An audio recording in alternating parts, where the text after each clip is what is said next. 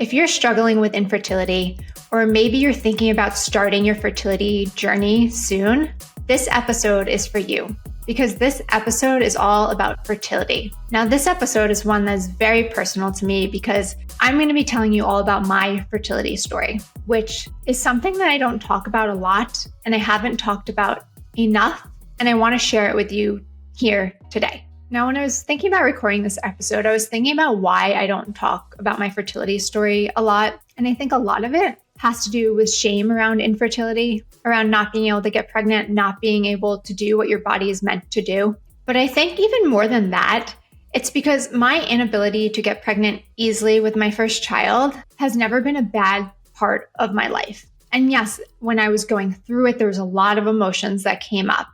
But it's also been my greatest gift because my struggles with getting pregnant is what led me on this journey to then help hundreds and thousands of other women get pregnant naturally, or in whatever manner they wish to. And it's my own journey that has taught me so much that I can then help other women. So instead of allowing my journey to hold me back, it's been honestly one of my greatest gifts. And I'm recording this episode the week that my son turned 7. So it just seems like good time to get it out there. So let's dive in. So I struggled with infertility symptoms for over 2 years, but at no point during that time did I consider myself infertile. And I think that's an important message and an important part of this story, because if you don't believe you can get pregnant at your core in your heart, then it makes it very difficult for your body and your soul to be able to get pregnant. And when a woman comes into my office for fertility, one of the first things I always ask is, do you believe your body is able to get pregnant? Because if the answer is no, then that's what we have to treat first, because that is the blockage that we need to treat first. And yes, that is something that we can treat with acupuncture and Chinese medicine. And then also behind that feeling, that belief that you're not able to get pregnant, there's usually something deeper lurking there, something along the lines of not feeling worthy or not feeling like you're capable, or not trusting in the universe, feeling the need to constantly control. So it's really important to look at where those beliefs are coming from and to remove those blockages to support your fertility. And I will talk about all of that later in this episode. But to start with my fertility story. So my fertility journey actually started when I was 17. And no, I was not trying to get pregnant at 17. But when I was 17, my menstrual cycle started to become irregular, where I went from getting my period once every month, like most women regularly do, to once every 4 to 6 months. So I went to the gynecologist around this time, and she did an exam, took very little tests, and keep in mind, this was the early 2000s, and basically just told me I needed to go on birth control. She gave me no other alternatives, no natural ways to regulate my cycle, nothing, just gave me a prescription for the pill and said to go on it. Now, at 17, I didn't know much about holistic medicine or Western medicine for that fact, but it didn't make sense to me to go on something called birth control if I was not trying to control birth, right? If I was trying to regulate my period. And at 17, not getting your period doesn't actually feel like a bad thing. If anything, it feels like a blessing, not having to deal with your period once every month. So I didn't go on the birth control. Fast forward to a year later, I went back to the OBGYN for my annual physical. And I was scolded. I was shamed. I was told that I'm being harmful to my body, that if I don't go on birth control, that I'm going to get osteoporosis, that it's really horrible for my health and that I need my cycle. And again, at 18, did not know better. So I listened to the doctor, right? Doctors know best. And if she's telling me to go on birth control and that's dangerous not to go on birth control, then sure. And the idea that maybe I wasn't getting my period for other reasons never really jumped into my head. Now, in retrospect, around that time, I was around like a sophomore or junior in high school. It's a stressful period of life. It was definitely a stressful period of my life. And I had lost a lot of weight. Now, I was overweight at the time, so losing a lot of the weight, I don't think losing the weight was what caused me to stop getting my period regularly. I believe that it was the stress behind what caused me to lose the weight. So by going on birth control, I wasn't actually fixing the problem, which was the stress that caused me to lose weight and the fact that I was likely malnourishing my body, but it was just masking those symptoms and allowing me to get a fake period every month. So I went on birth control around 18 or 19. So I stayed on birth control until I was around 30 years old. And me and my husband had decided we wanted to start trying to have a family, to have a baby. So I went off birth control. And this was the first time I had been off birth control in over a decade.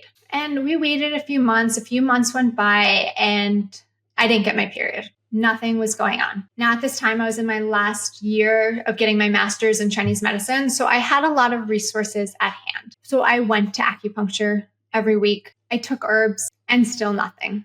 Still no period, no sign of anything going on in my uterus. Now, from age about 25 to 30, I'd been an avid runner. I picked up running as an adult as kind of like a hobby, and it felt good.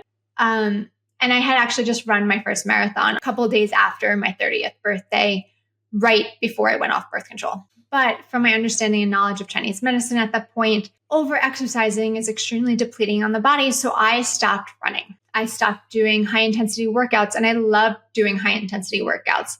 I mean, this was New York City in 2015, 16, 17, around that time, when things like Soul Cycle were big and Barry's Boot Camp and all these HIIT workouts.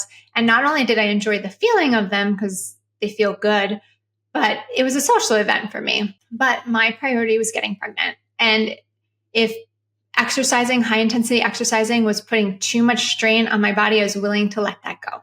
So I started walking more and doing things like yoga and light Pilates more. So I did all this. I was doing acupuncture. I was doing herbs. I had reduced my exercise, and 6 months went by and still nothing, no menstrual cycle, no period. And if you don't have your period, you're likely not ovulating. And if you're not ovulating, you can't get pregnant, right? So at this point, I was starting to get emotional and starting to get stressed and starting to get worried, honestly. You hear all these horror stories of women not getting pregnant.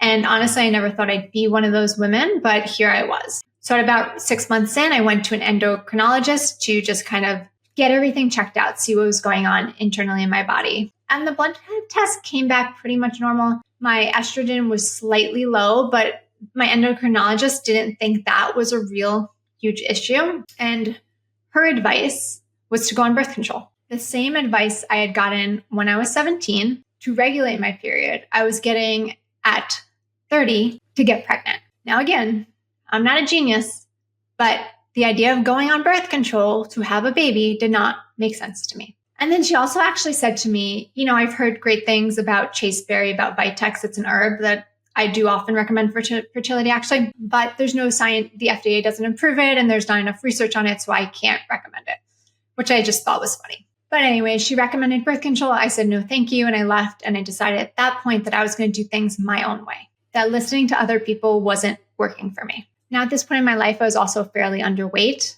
In general, I am a smaller person, but I was on the lower end of that small. And around this time, there was a celebrity couple trying to get pregnant, and the woman was severely underweight. And I just remember always watching their stories and seeing their stories and thinking, if I was her, just gain weight. And now, not that gaining weight is ever going to be just the solution, but I didn't want to be that person who waited 5 years trying to get pregnant, and all they needed to do was gain 10 pounds. And I had struggled with restrictive eating and disordered eating most of my life. So I decided to give it up.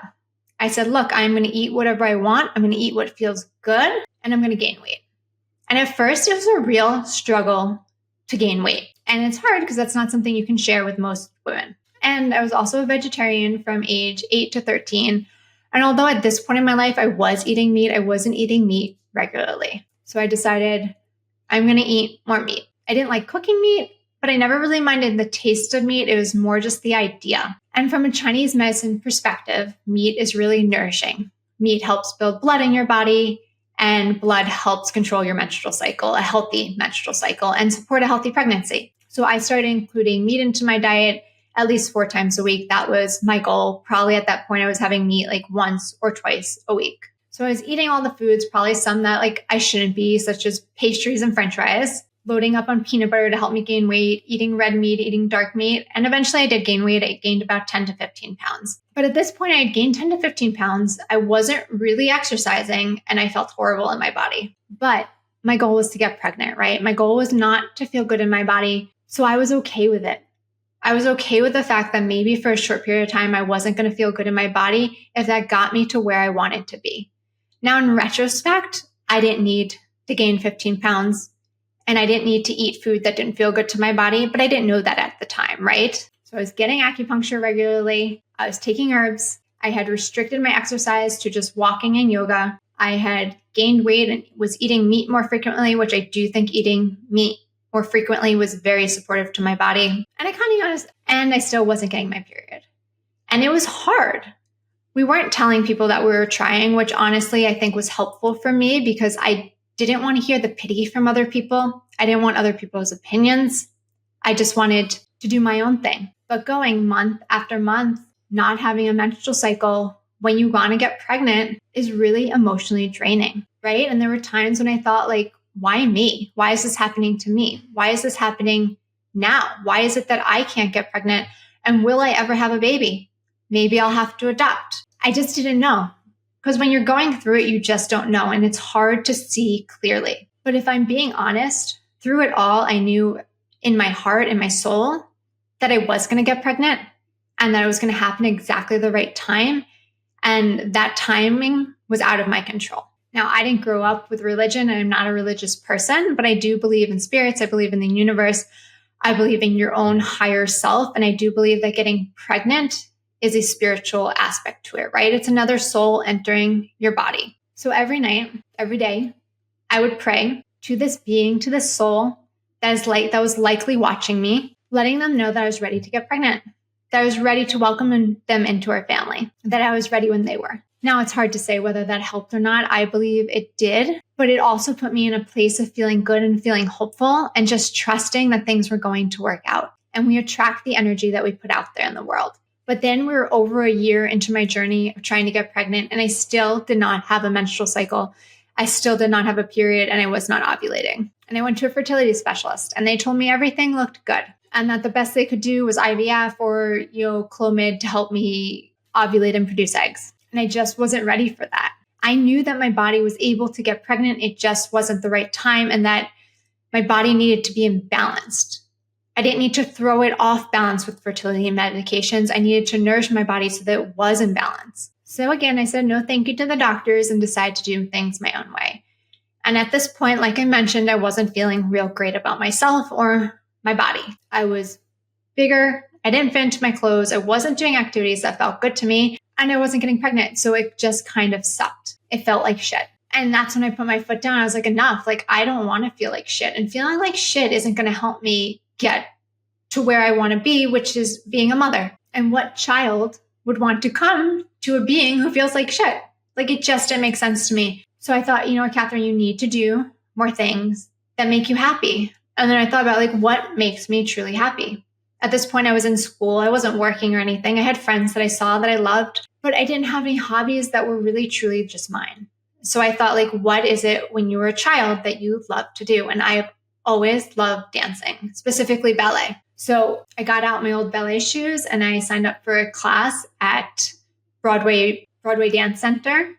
And I took a ballet class and it felt amazing. That was the first time I felt in a long time that my heart had truly shined, that I felt good about who I was in my body and in my soul. And so I kept going back. I made time for it whenever I could. And I went back and I danced and that felt good to me. And that put my mind and my body in alignment. And it was then when I was doing things that felt good to me, where I felt like my heart was truly shining, that I finally got my period back. And at this point, I was probably a year and a half into my fertility journey. I had finally got a menstrual cycle, but my periods were extremely painful again. And I say again, because my periods had always been painful, but I assumed this was just normal because all my other friends had painful periods. And no one ever told me that it didn't need to be like that. But as a budding acupuncturist and Chinese medicine practitioner, I understood that painful periods is a sign that there's something out of balance in your body and there's a blockage that can impact fertility. So this was something I wanted to work on. My cycle was also very long, I think. So I got my period in November, I believe it was, and then it was another 40 days or so until I got my period again. Now, while it is possible to get your period when your cycle is long, it is less likely that you'll get pregnant, just because it's a sign that your body doesn't have the resources to create a new life. But at this point, I had hope. I was happy. I was feeling good, and I was getting my period. So I kind of just asked myself, like, Catherine, what else is blocking you? Like, what needs to get out of the way? And I was in my senior year of grad school. And in order to become an acupuncturist, you need to pass the licensing boards. Now, at this time, I think the laws have changed. You could take your board exams before you graduated. So I signed up to take my board exams in December and January because I wanted to get that stress out of the way. I knew instinctively and mentally that stress impacts your fertility and your ability to get pregnant. So I'm like, why wait? I'm not going to wait. So I studied for the board exams while I was in my last year of acupuncture school, 6 months before graduating. And in December and January, I passed my exams on the first shot. And after that happened, I knew that everything was working out for me. And it was working out for me exactly how it was meant to be. And maybe I didn't highlight this enough, but this was a really stressful period in my life trying to get pregnant. And it was really emotional because no matter how much you trust in the universe and good things happening and that things are meant to be for you, it's still emotions. We're still humans. We still have emotions. It's still grief every month that you don't get pregnant. And so me and my husband had planned a vacation that February. And it was probably 2 weeks before we were going on vacation. And in my head, I was like, we are going to get pregnant on this vacation. I did the math in my calendar and I was likely going to be ovulating while we were on vacation. And it was funny. I was walking around Soho again, about 2 weeks before we went on vacation. And a psychic stops me and she goes, I see good things in your future. She goes, do you want to have a reading? I go, no, I already know what it is. And I love psychics and I love psychic readings, but we all have our own intuition and we all really know what's happening for us and what's best for us. And at that moment, I just wanted to trust myself. I didn't want to trust someone else. And without too much TMI, we did get pregnant on that vacation. And I welcomed a healthy baby boy 9 months later. Now, at the time that I got pregnant, my cycle was about 35 days, so longer than the 28 days that it's supposed to be. And I still had very painful periods. And I'm just saying this to remind you that aligning your body is really important, but that your body also doesn't need to be perfect. And I say this from experience too, of working with many women on fertility. It's that you don't always need to be 100% perfect to get pregnant. What is so much more important is your mental and emotional status, that you feel like you can get pregnant, that you feel good about yourself and your body, and that you feel like you're in a grounded, secure place to become a parent. Now, when I was 6 weeks pregnant with my son, I started spotting, and that made me really scared because I had tried for so long. I'd wanted for so long to be pregnant, and now I was threatened. And I went to the OB/GYN, they did an ultrasound and everything looked fine. And nobody ever used the terms, but I knew that it was a threatened miscarriage at that point. And I continued spotting for a couple of weeks, not heavily, but on and off. So I leaned into acupuncture, which is what I know best, to make me feel comfortable and to help support the pregnancy. And luckily, it worked. And I now have a really healthy 7-year-old boy. But I just felt like that was one last test. And still at that moment, as much as I was scared when I was bleeding, when I was spotting, I knew that he was meant to be, that my son was strong and that he was meant to be here and he was meant to be here now. And I do truly believe that children are born when they're meant to at exactly the right time, into the exact situation that they are meant to. Whew. And this is a really hard story for me to recap because it's really emotional for me and it's very personal. So that is my fertility story. That is how I managed to get pregnant naturally when doctors told me it wasn't possible. And that is why I'm so passionate about helping other women today, helping other women get pregnant and overcome any reproductive health issues. And through my journey of trying to get pregnant and doing a lot of things wrong, there are a lot of things I learned. And I want to share with you what I learned. Number one, don't listen to other people, especially if that person is telling you no. If that person is telling you can't get pregnant, if that person is telling you anything you don't want to hear, turn away. Find something else, do something different. Listen to your body and your intuition because you always know what's right for you. Number two is that your mind can overcome many obstacles that your body cannot, but it doesn't work the other way. You need to be in a good mental and emotional state, which doesn't mean you don't go through emotions. It doesn't mean you don't feel sad, you don't feel grief, you don't feel anger. Those are all very acceptable and normal emotions on any fertility journey. But it also means that you need to come back to trusting your body, to trusting that this was meant for you, and that trusting that it will happen in the right time. And that timing might not be your timing. right? We all have schedules, we have exams, we have work, we have vacations and weddings. But babies don't come into this world around our schedule, they come around their schedule. So when you're getting anxious that it's not happening now, or you're getting worried that it will never happen for you, trust me that it will, but it might not happen when you want it to. But it will happen exactly the right time.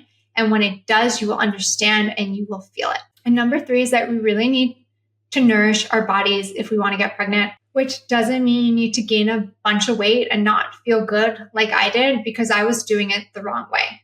I thought nourishing my body meant like eating anything whenever I wanted to, but it didn't. It means eating whole, good foods, eating lots of saturated fats, lots of butter, a lot of red meat, lots of dark meat, cooked leafy greens, really nourishing your body with food from the earth or that feeds off the earth. And it's about not depleting your body, right? So it takes a lot of energy to grow another human in our body, because that is what pregnancy is. You are literally growing another human, which is the coolest thing in the world.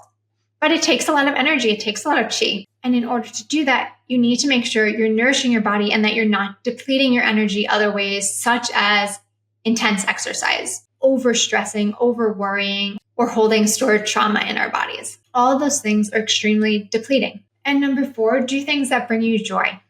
You attract the energy you put out there in the world. A lot of the times when we are trying to get pregnant, we get stuck in this freeze mode, in this idea that we're not going to be happy or content until we get what we want. And what we want is to be pregnant, which is something that is completely out of our control. Remember, getting pregnant isn't just you. It's you, your husband, and the soul of that child, the spirit of that baby. So it is not 100% in your control, no matter what you do. But what you can do is focus on feeling good now. And when you feel good now, you attract that energy to you. And attracting that energy will help you get what you want, which is ultimately a baby. Another way to think about it is think about if you were a spirit floating around in this world and you wanted to find a home. What would you want that mother to look like? What would you want her to feel? Do you want to come into a nervous and stressed out environment? Or do you want to come into an environment that feels good? And lastly, ask for support. Get help. No one should have to do this alone. Talk to your friends or family if it feels good to you. Be open and vulnerable and set your boundaries about how you want people to respond, right? If you want to just talk about how you feel without getting advice in return, tell people that. And seek support that feels good to you, whether that be acupuncture or seeing a doctor or massage, Reiki, whatever it might be. Seek the support. You don't need to do it alone. And lastly, just a note, I don't believe in unexplained fertility. There is no such thing as unexplained infertility. You just haven't found the right support to give you the right answers. But as someone who has dedicated my life to helping women in their fertility journeys, I can tell you there is always an answer, and that answer might not be obvious, is likely not something you find in a lab or a blood test or an ultrasound even, but there is always an answer. If you have questions or you're looking for support, you can always reach out to me, DM me, email me. You can find all my information below. Thank you for joining this episode today and listening to my fertility story and allowing me to be vulnerable.